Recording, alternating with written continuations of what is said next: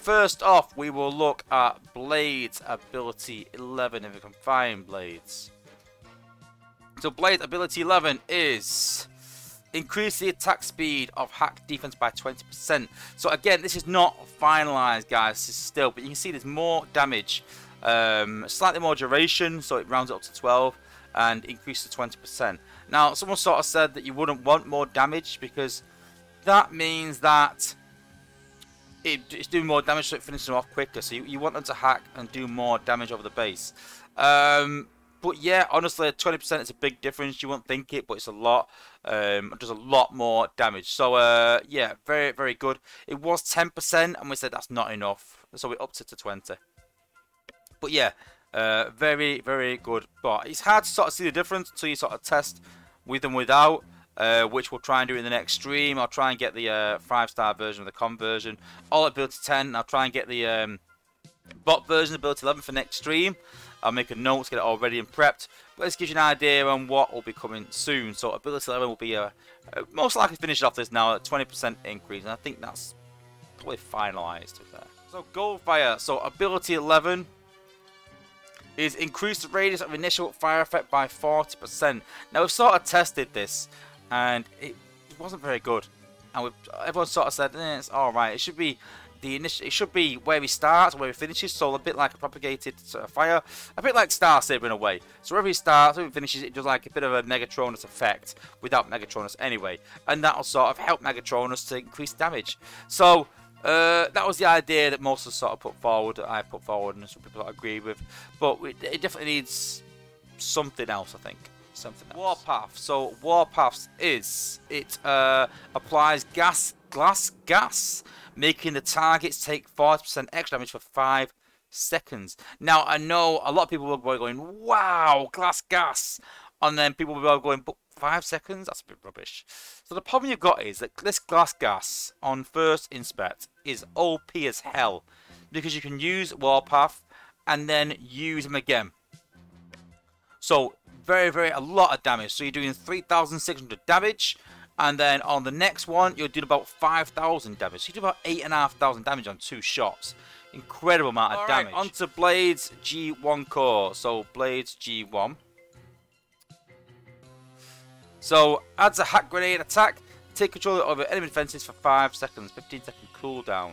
Grants 34% protection from laser turrets and beam lasers. And as you upgrade that, there's just a protection from beams and turrets that increases. And I'm not really impressed with the G1.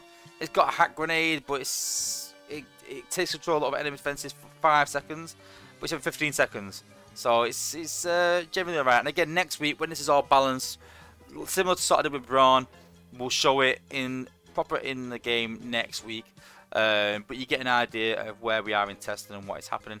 I'm not really impressed with the G1, to be fair, but let me know what you think. Next up, we've got Goldfire. So his G1 is 20% reduction from autocannons, laser turrets, shot towers, and miniguns. So a lot of the lesser sort of defenses and bots' health increased by 5%. Does increase his health, so easier to sack. And then as you upgrade it, it just adds protection and adds the health boost. So as we upgrade it here, you'll see protection and health boost increases. You know, quite good. It's not bad. And then lastly, we have Warpath's G1. And his G1 is increased high velocity shells by 19.3%. When you compare that to a volatile mixture, it's 15.5%. So it does increase it more than the VM. And people said they wanted a bit more from this, but it's sort of in line with most of the G1 cores that just sort of increase it more than a volatile mixture. And I think that with the glass gas, he's probably got the best ability 11 out of 3. I think with the G1 core, it's probably decent. It's not like, I wouldn't say it's game changing, but I would say it's maybe essential because it is better than the volatile mixture. So, you know, a decent G1. I wouldn't say game breaking, game changing, but I would say it's a decent. So, on the whole of the 3 up to now, as testing is, I think Warpath's pretty much set. I do like Warpath. I do like his G1 ability 11. Blade is alright. It's not too bad. But Goldfire, I think, needs a lot of work. I think everyone sort of in the chat is saying Goldfire is not quite up to par yet. Won't bring him back into the meta. He fell away because of MSM. I wouldn't want him to avoid MSMs. I don't think that's right. We've already got Blur does that, and I don't agree with that.